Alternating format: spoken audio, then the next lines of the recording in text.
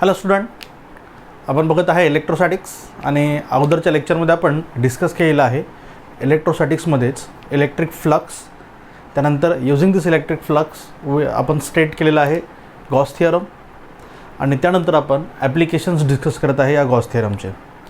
तर कालच्या लेक्चरमध्ये आपण ॲप्लिकेशन बघितलं गॉस थिअरमचं की ज्याचा यूज करून आपण फाइंड आउट केली electric intensity at any point due to a uniformly charged hollow metal sphere. आहे लक्षात. नाव आज आपल्याला सेकंड ॲप्लिकेशन बघता येणार याच गॉस थिअरमचं, that is application of Gauss theorem. Okay, आणि यामध्ये सेकंड ॲप्लिकेशन आज आपल्याला फाइंड आउट करायचं to determine electric intensity at any point due to infinitely long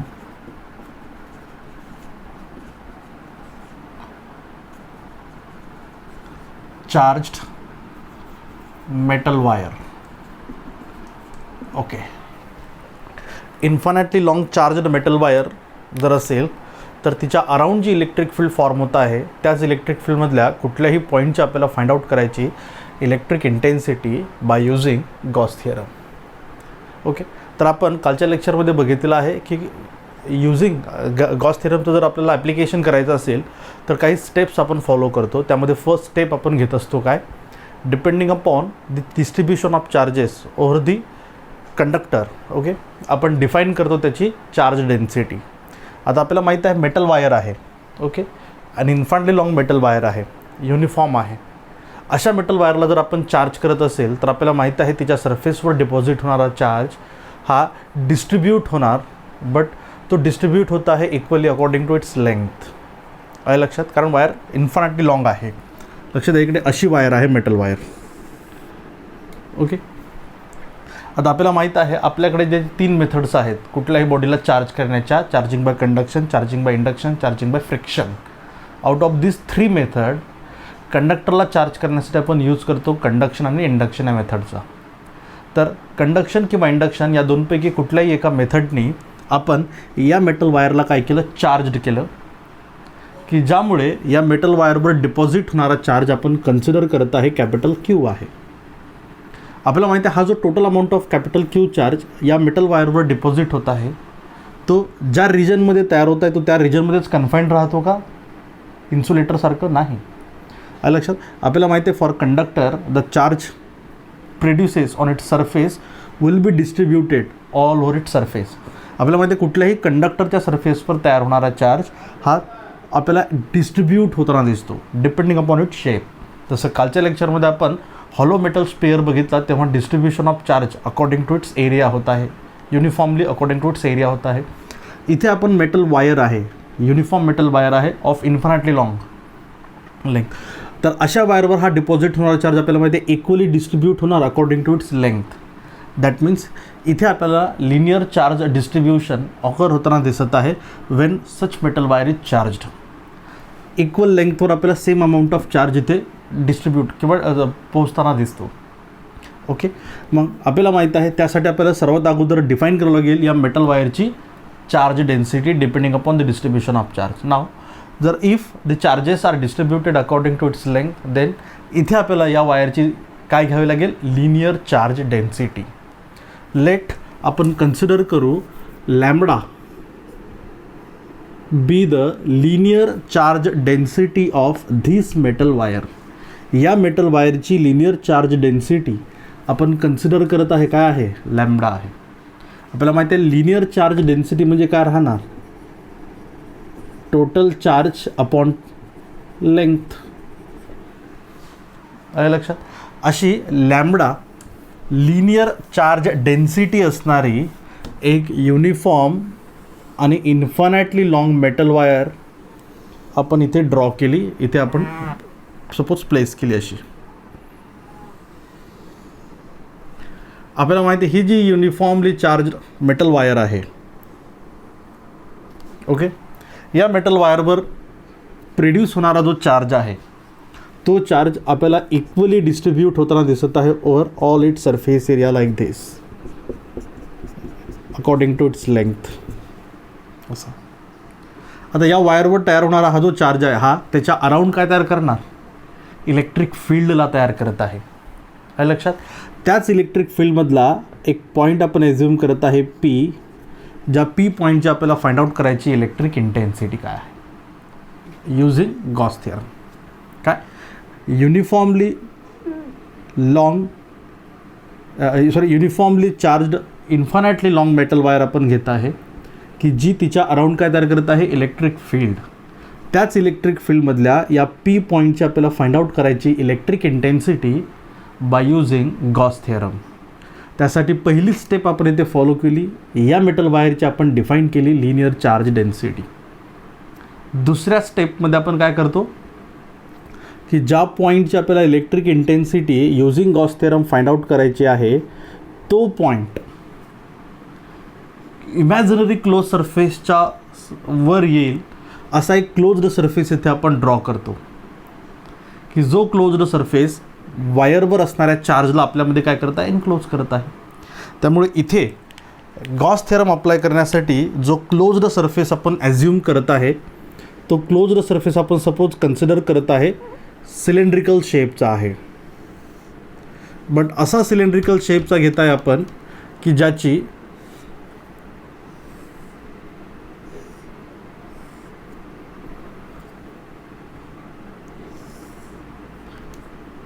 radius ही एक्झॅक्टली आहे small R, so that point P will be on it surface, की जेणेकरून हा पी पॉईंट त्याच्या कुठे येईल, सरफेसवर येत आहे. सिमिलरली हा जो सिलेंडर आपण इथे ड्रॉ केला क्लोज्ड सरफेस सिलेंडरच्या फॉर्ममध्ये असणारा, त्या क्लोज्ड सरफेसची लेंथ आपण ॲझ्युम करत आहे, इथे आपण घेत आहे स्मॉल एल आहे. ओके, आणि मेटल वायर आणि सिलेंडर हे दोन्ही कसे आहेत, कोॲक्सियल आहेत. लक्षात, दोन्ही पण कसे आहेत, कोॲक्सियल आहेत. सिमिलरली तसेच आपण हा जो सिलेंडर इथे ड्रॉ केलेला आहे या सिलेंडरचे हा जो भाग आहे ओके, हा आपण क्लोज्ड कन्सिडर करत आहे, वरचा आणि खालचा दोन्हीही. लक्षात, क्रॉस सेक्शनल हा जो एरिया आहे तो काय क्लोज्ड आहे, लाईक कॅप, एखादी कॅप असेल तसा. लक्षात, बघा काय सांगितलं आपण सेकंड स्टेजमध्ये किंवा सेकंड स्टेपमध्ये आपण काय घेत असतो बघा की गॉस थेरमचा अप्लाय करण्यासाठी इथे आपल्याला काय ड्रॉ करावं लागतो, गॉसियन सरफेस, क्लोज्ड सरफेस, की जो क्लोज्ड सरफेस आपल्यामध्ये चार्ज्ड बॉडीवर असणारा चार्ज काय करून टाकेल, एनक्लोज करेल.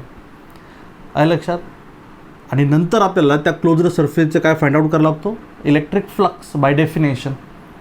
लक्षात, म्हणून इथे आपण काय केलं की हा एक क्लोज्ड सरफेस इथे ड्रॉ केला सिलेंड्रिकल शेपचा की जो कोॲक्सियल आहे वायरला. सिमिलरली या सिलेंडरची रेडियस आपण कन्सिडर करत आहे स्मॉल आर आहे आणि याची लेंथ आपण कन्सिडर करत आहे स्मॉल एल आहे, so that point P lies on it surface, की जेणेकरून हा पी पॉईंट त्याच्या सरफेसवर येईल. अशा प्रकारचा हा एक क्लोज्ड सरफेस इथे आपण ड्रॉ केला. सपोज याला आपण काय करू, डॉटेडच्या फॉर्ममध्ये करू.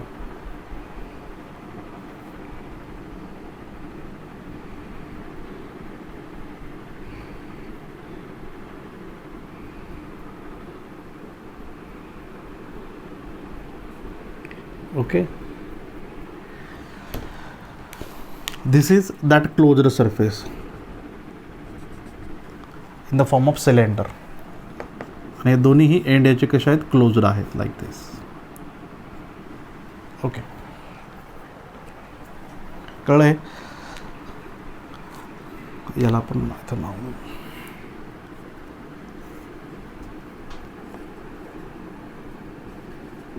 Gaussian surface. ओके, नाव जर आपण या फिगरकडे जर बघितलं तर आपल्या असं लक्षात येत आहे की हा जो पी पॉईंट आहे या पी पॉईंटवर असणारी electric intensity is always directed away from positive charge. Therefore direction of electric intensity at point P is found to be exactly away from the charge and it is directed along this line. This will be the direction of electric intensity at point P. का? कारण आपल्याला माहिती आहे metals, ही जी metal wire आहे या metal wire काय पॉझिटिव्ह चार्जड आहे. अशी मेटल वायर आहे, हिच्यावर पॉझिटिव्ह चार्ज आहे. त्यामुळे या मेटल वायरच्या जवळ असणारा जो पी पॉईंट, या पॉईंटवर electric intensity is always directed away from this positive charge. It is always directed like this. कळलं का सगळ्यांना हे? This will be the direction of electric intensity at point P. Okay, now using definition आपल्याला find out करायचा electric flux of this Gaussian cylinder. हा जो outer cylinder आहे, Gaussian cylinder आहे, या गॉसियन सिलेंडरचा आपल्याला फाइंड आउट करायचा का इथे आता इलेक्ट्रिक फ्लक्स. इथे बघता येईल आपल्याला, to determine electric flux of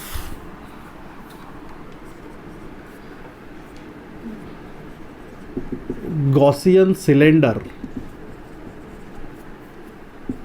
आपल्याला माहिती आहे काय आहे तो, आउटर आहे. आउटर काय करतो आपण, कुठल्याही क्लोजर सरफेसचा डेफिनेशननी जर इलेक्ट्रिक फ्लक्स आपल्याला फाइंड आउट करायचा असेल तर त्यासाठी त्या क्लोजर सरफेसला काय करतो, डिव्हाइड करतो into large number of elements. त्यामुळे हा जो बाहेरचा सिलेंडर आहे याला पण आपण डिव्हाइड करत आहे into large number of identical elements each of area what ds. याचे असंख्य छोटे छोटे तुकडे आपण करत आहे सारख्या एरिया dsचे, खूप सारे आहे लक्षात. त्यामुळे या बाहेरच्या सिलेंडरचे जर आपल्याला इलेक्ट्रिक फ्लक्स फाइंड आउट करायचा असेल तर त्यासाठी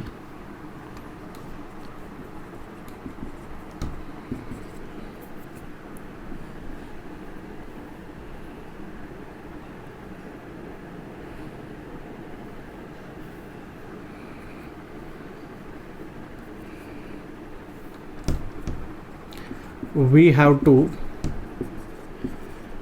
divide this cylinder into large number of identical elements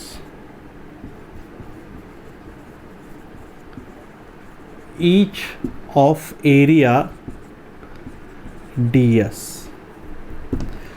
आपल्याला या बाहेरच्या सिलेंडरचा जर याचा जर इलेक्ट्रिक फ्लक्स फाइंड आउट करायचा असेल तर त्यासाठी आपल्याला या बाहेरच्या सिलेंडरला डिवाइड करावं लागेल खूप साऱ्या बारीक बारीक तुकड्यांमध्ये सारख्या एरियाच्या.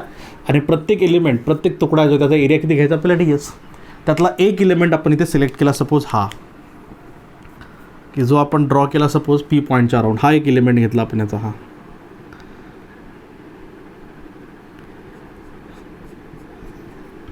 याचा एरिया किती आहे इथे घेतला आपण तो ds आहे. याचा एरिया काय आहे ds आहे लक्षात. इथे लिहिता येईल, consider one such element around point P पॉईंटच्या अराउंड असणारा एक एलिमेंट आपण घेतला हा. Okay, now electric flux of that element would be. मग त्या एका एलिमेंटचा इलेक्ट्रिक फ्लक्स आपण सपोज इथे कन्सिडर करू, त्याला d∅ घेऊ.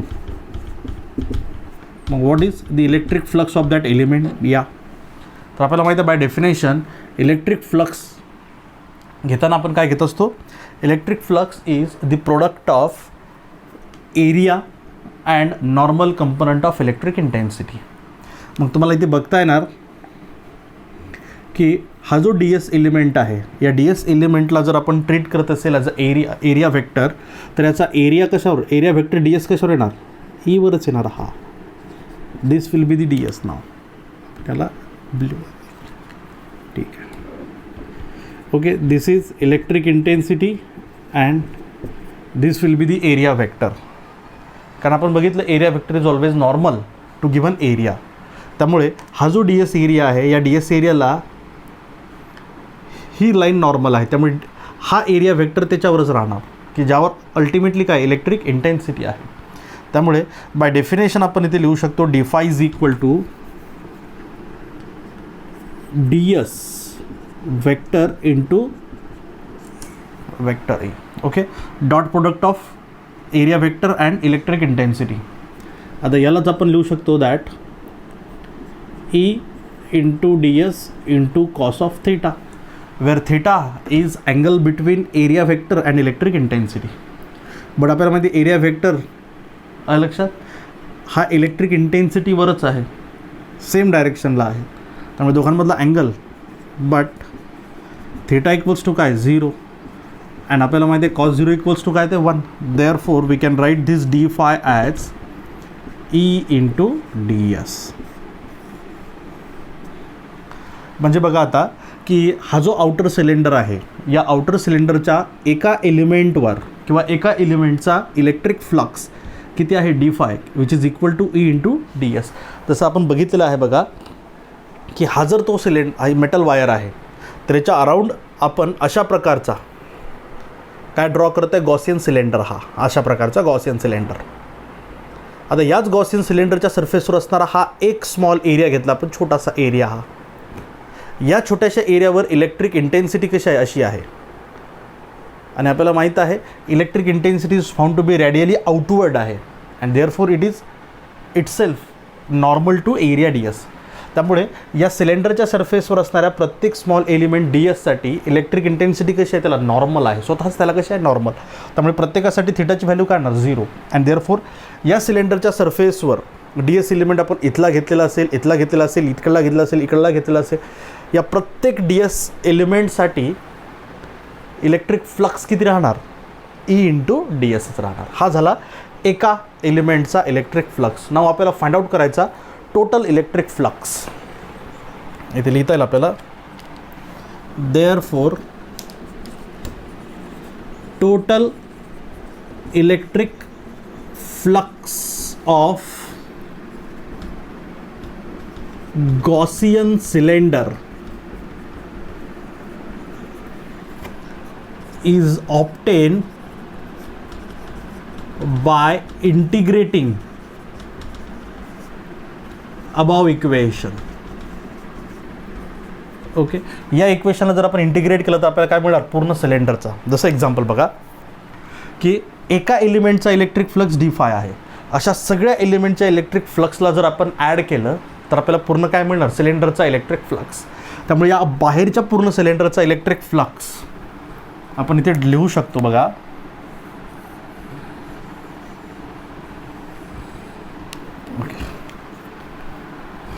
देअरफोर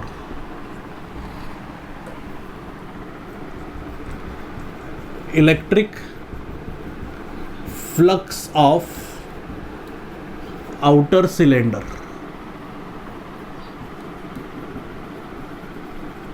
इज काय राहणार मग phi, which is equal to integration of D phi. म्हणजे प्रत्येक एलिमेंटच्या इलेक्ट्रिक फ्लक्सची आपण इथे काय करत आहे, कलेक्शन करत आहे, इंटिग्रेशन करत आहे. त्यामुळे आपलं अल्टिमेटली त्याच्या अराउंड असणाऱ्या या बाहेरच्या सिलेंडरचं काय मिळणार, टोटल इलेक्ट्रिक फ्लक्स. या इक्वेशनमध्ये आपण डी फायची व्हॅल्यू प्लेस केली, E into D S. Right. Now आता बघा की या चार्जड मेटल वायरच्या अराउंड जो सिलेंडर आहे, तर या सिलेंडरच्या सरफेसवर असणारा प्रत्येक पॉईंट, इथे बघा असा सिलेंडर आहे आणि ही चार्ज मेटल वायर आहे, हा सिलेंडर आहे. तर या सिलेंडरच्या सरफेसवर असणारा प्रत्येक पॉईंट या चार्जड वायरपासून कसं आहे, इक्विडिस्टन्सवर आहे. लक्षात बघा, हे इक्विडिस्टन्सवर आहे प्रत्येक पॉईंट. त्यामुळे प्रत्येक पॉईंटवर इलेक्ट्रिक इंटेन्सिटी कशी राहणार, सेम. जसं हा point electric intensity capital E अशी, या point electric intensity capital E अशी इकडे, या point electric intensity capital E अशी इकडे, या पॉईंट इकडे. त्यामुळे याच्या अराउंड सिलेंडरच्या सरफेसवर असणारा प्रत्येक पॉईंटवर कॅपिटल ईची व्हॅल्यू कशी आहे, सेम, कारण इक्विडिस्टन्सवर आहे प्रत्येक पॉईंट. पण याचा earth for this cylinder value of capital E काय आहे, कॉन्स्टंट आहे, सारखीच आहे. म्हणून याला आपण इंटिग्रेशनचे काय घेऊ शकतो बाहेर, therefore electric flux phi equal to E integration of D S. But इथे बघा आता integration of D S is equal to, मग इथे आपल्याला बघता येणार डी एस काय आहे, एका एलिमेंटचा एरिया आहे. अशा सगळ्या एलिमेंटच्या तुकड्यांचा एरिया जर आपण ॲड केला, या बाहेरच्या सिलेंडरवरचे जे असंख्य तुकडे केलेत आपण सगळे, त्यातल्या एका तुकड्याचा एरिया आहे ds. अशा सगळ्या तुकड्यांच्या एरियाची जर आपण ॲडिशन केली तर आपल्याला अल्टिमेटली काय मिळणार, पूर्ण बाहेरच्या सिलेंडरचा एरिया. म्हणजे याचा अर्थ इंटिग्रेशन ऑफ ds म्हणजे काय, collection of all such elements, area of all such elements. And तोच आपल्याला अल्टिमेटली काय देत असतो, एरिया ऑफ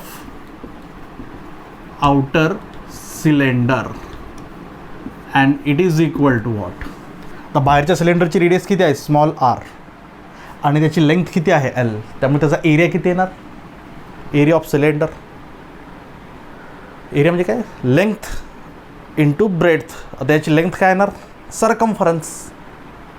ओके, ब्रेड्थ त्याची सरकमफरन्स येणार आणि लेंथ काय, स्मॉल l. देअरफॉर याचा एरिया काय येणार मग, 2πr into small l. Therefore electric flux phi is equal to E into 2π small r into L. This is electric flux of outer cylinder by definition. याला consider करू आपण equation number first. Okay, by definition आपण याचं काढलं electric flux. Now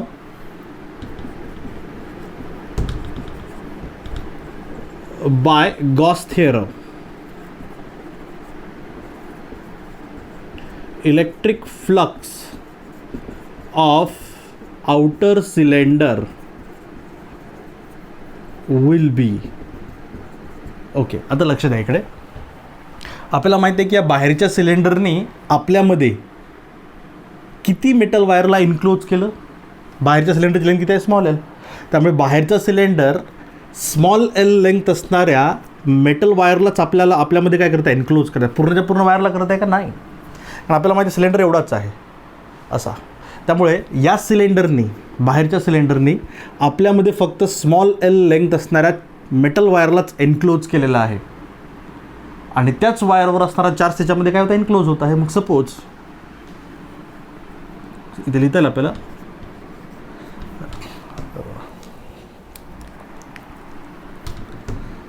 suppose outer cylinder encloses only small l length of charged wire. बाहेरच्या सिलेंडरने आपल्यामध्ये फक्त किती वायरला इन्क्लोज केलं, स्मॉल एल एवढ्या लेंथच्या वायरला. लक्षात, wire on which let small Q be the charge present. काय सांगितलं आपण, लक्षात आता. बाहेरच्या सिलेंडरने आपल्यामध्ये स्मॉल एल लेंथ असणाऱ्या मेटल वायरलाच एन्क्लोज केलं आणि तेवढ्या वायरवर आपण चार्ज किती कन्सिडर केला, स्मॉल क्यू आहे. याचा अर्थ ही जी चार्ज्ड वायर आहे, या चार्ज्ड वायरवर, या चार्ज्ड वायरच्या स्मॉल एल एवढ्या लेंथवर किती चार्ज आहे, स्मॉल क्यू आहे. आलं लक्षात. त्यामुळे या बाहेरच्या सिलेंडरचा electric flux by Gauss theorem काय ना, therefore electric flux phi equals to, आता बाहेरच्या सिलेंडरने आत स्मॉल क्यू एवढ्या वायरला इन्क्लोज केलं, त्याच्यावर चार्ज आहे क्यू. त्यामुळे याचा इलेक्ट्रिक फ्लक्स करणार charge encloses upon permittivity. Okay, permittivity epsilon. कळलं हे. आलं लक्षात. ओके, याला कन्सिडर करू आपण इक्वेशन नंबर सेकंड. नाव इथे लिहितात आपल्याला equating equation first and second. आता बघा, इक्वेशन नंबर फर्स्ट हे बाहेरच्या सिलेंडरचा इलेक्ट्रिक फ्लक्स आहे बाय डेफिनेशन आणि इक्वेशन नंबर सेकंड हे बाहेरच्या सिलेंडरचा इलेक्ट्रिक फ्लक्स आहे bye Gauss theorem.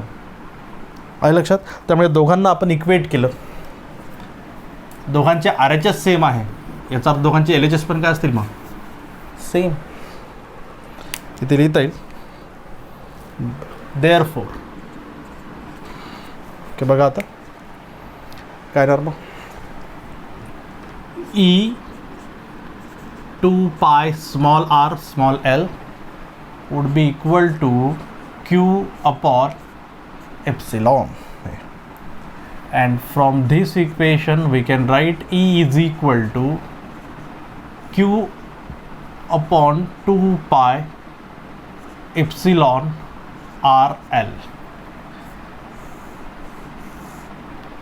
Okay, this is an electric intensity at any point at a distance small r from a charged wire having a charge of small q. आता इथे बघा आपल्याला माहीत आहे की आतली जी मेटल वायर आहे तिच्या स्मॉल एल एवढ्या लेंथवर किती चार्ज आहे q.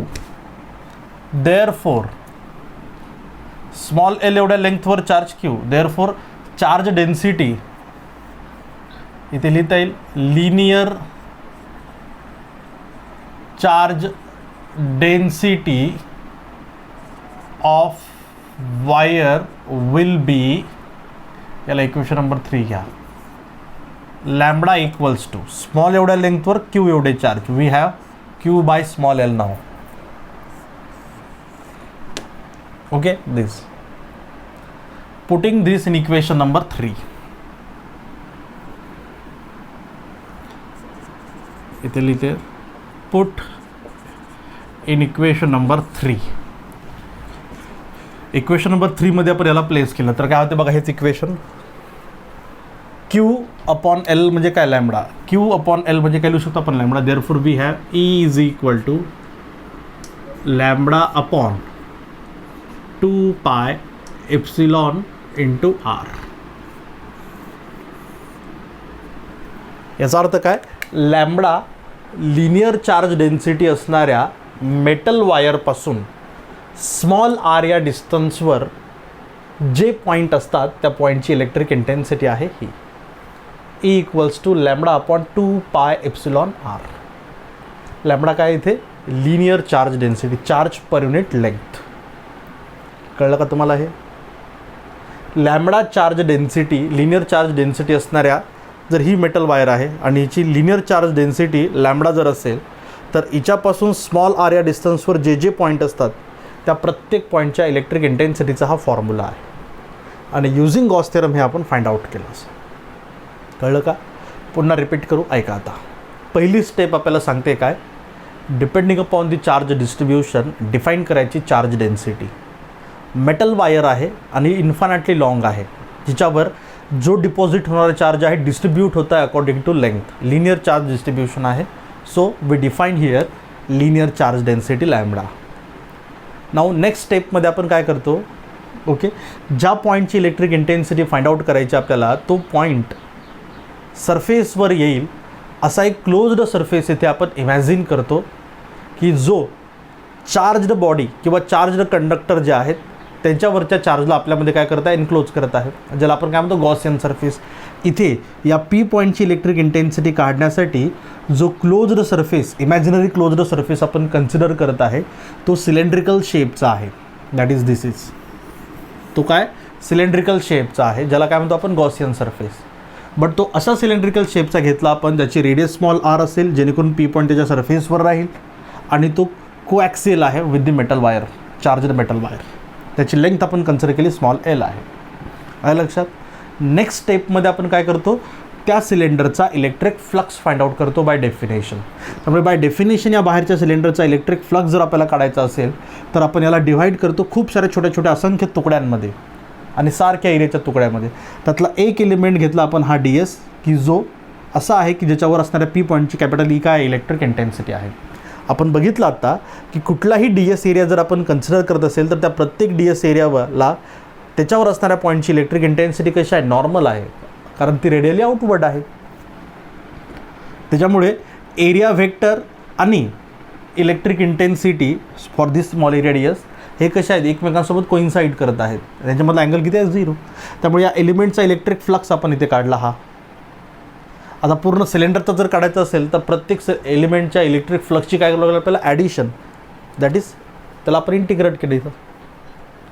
आपल्याला माहिती आहे प्रत्येक डी एससाठी ईची व्हॅल्यू कशी आहे, सेम कॉन्स्टंट आहे, म्हणून याला इंटिग्रेशनच्या काय घेतलं आपण बाहेर, इंटिग्रेशन ऑफ डी एस. आता प्रत्येक एलिमेंट, प्रत्येक तुकड्याच्या एरियाची ॲडिशन म्हणजे अल्टिमेटली बाहेरच्या सिलेंडरचा एरिया 2πRL.